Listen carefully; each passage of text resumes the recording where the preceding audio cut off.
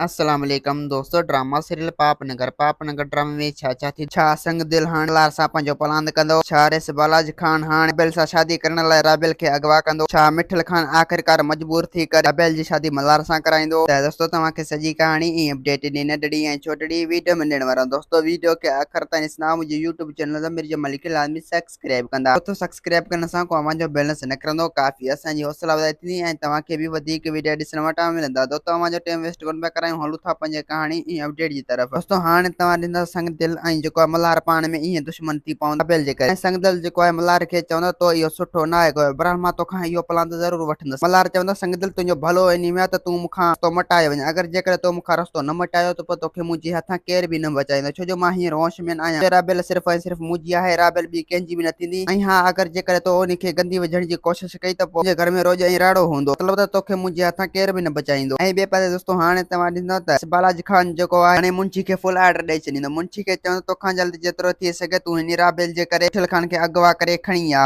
जेकर तूं मिठल खान खे अगवा कंदे खणी ईंदे त पोइ हर ॻाल्हि असांजी मञींदो ऐं पोइ हू राबेल जो संग असांखे बि ॾींदो। जेकर तोखां जल्दी जेतिरो थी सघे तूं इन मिठल खे जल्दी अगवा करे खणी आ। जेकर असां मिठल खे अगवा कयोसीं त पोइ असां लाइ सभु कमु आसान थी वेंदो ऐं मिठल बि राज़ी थी पवंदो ऐं राबेल बि राज़ी थी पवंदो त पोइ मां राबेल सां आसानी सां शादी करे सघंदुसि। मुंशी चवंदो त हारिस बालाजी खान मां उन खे अगवा करे अव्हां जो साम्हूं उछलाईंदुसि, तव्हां सां मुंहिंजो वाइदो आहे। ऐं ॿिए पासे दोस्तों हाणे तव्हां ॾिसंदो त मिठल खान जेको आहे मल्हार खे चई छॾींदो, मल्हार खे ॿुधाए छॾींदो तोखां जल्दी हाणे जेतिरो थी सघे तूं वारे रस्ते तां हटी वञ, छो जो हाणे मां तोखे राबेल सां मिलण बि न ॾींदुसि, छो जो इहो तोसां मुंहिंजो वाइदो आहे। जेकर तुंहिंजो भलो इन में आहे त तूं हाणे पंहिंजा रस्ता मटा ऐं पंहिंजा बंदोबस्त कर ॿी शादी लाइ, छो जो राबेल जी शादी हाणे तोसां कॾहिं बि न थी सघंदी। मल्हार चवंदो चाचा मिठल मुंहिंजी थींदी ऐं सिर्फ़ु राबेल सां, राबेल ॿी कंहिंजी बि न थींदी, सिर्फ़ु ऐं सिर्फ़ु मुंहिंजी थींदी। तव्हां सां मुंहिंजो वाइदो आहे, राबेल खां सिवा मां कॾहिं बि न जी सघंदुसि, न ई राबेल मूंखां सिवा जी सघंदो। राबेल मुंहिंजी मंग आहे, मां पंहिंजे मंग खे कॾहिं बि नथो छॾे सघां। दोस्तों उम्मीद आहे कहाणी आई हूंदी, मूंखे पसंदि असांखे ॾींदा। हाणे जा त वरी तव्हां सां मिलंदासीं कि नई वीडियो में। चई थी पंहिंजो ख्यालु रखंदा। ख़ुदा हाफ़िज़।